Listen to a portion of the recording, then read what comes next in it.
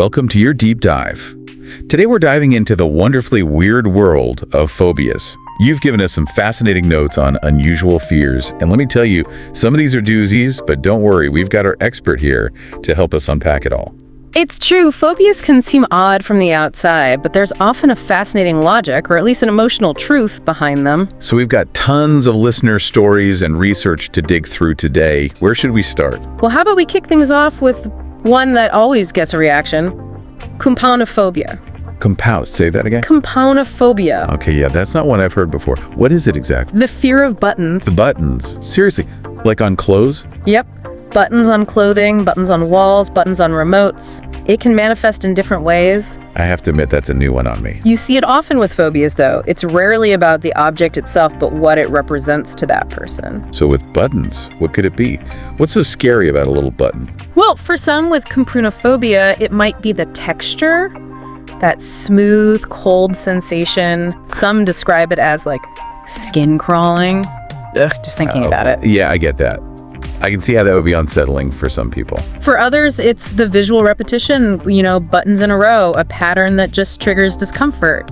Or sometimes it's a past experience, like maybe they had a traumatic experience with a button as a child and their brain has kind of held on to that fear. So it's like their brain is connecting buttons to that bad memory, even if they don't consciously remember it. Exactly. It's fascinating how our brains work, right? It really is. And that whole sensory thing, that actually reminds me of something else you mentioned in your notes.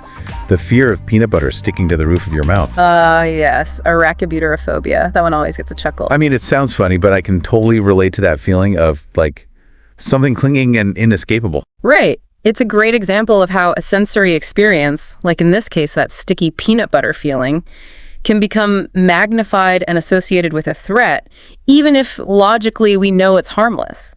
It's like our brain is going on high alert, even if it's just peanut butter. It's like that fight or flight response, right? Right. Our brain is hardwired to protect us from danger, even if the danger is just some peanut butter. Exactly. And often those reactions are rooted in past experiences, even if we don't consciously remember them. But sometimes the trigger is less about a specific experience and more about a broader fear. You mean like a fear of the unknown or something? Precisely. For example, we got a few listener emails about a fear of rainbows. Wait, really? A fear of rainbows? I thought those were supposed to be, cheerful. You'd think so, right? But think about it. A sudden burst of vivid colors appearing in the sky after a storm.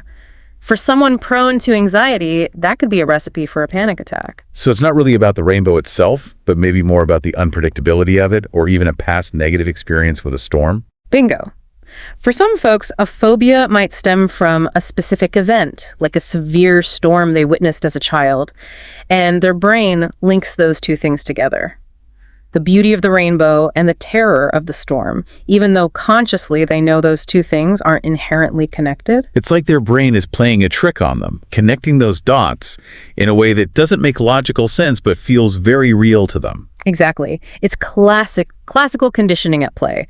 Like Pavlov's dogs, except instead of salivating at the sound of a bell, they're feeling a surge of anxiety at the sight of a rainbow.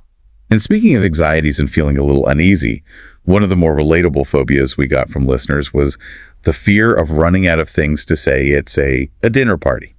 I have to admit, I've been there. Oh, absolutely. That's one many can relate to. We've all been in that situation where the conversation lulls and you feel that pressure to fill the silence. It's like all eyes are on you and your mind goes blank.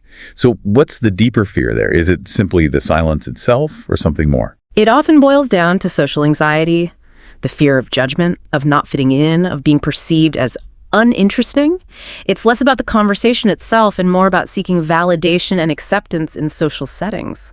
So even in these seemingly irrational fears, there's a relatable human element, something we can all understand on some level. Absolutely. And it makes you wonder, what seemingly insignificant thing might our own brains be unconsciously associating with danger, creating a phobia unique to us? It really is something to ponder, isn't it?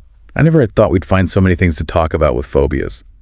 This whole deep dive has been fascinating. Thanks for walking us through this. My pleasure. There's always something new to uncover when exploring the intricacies of the human mind. Until next time, happy exploring.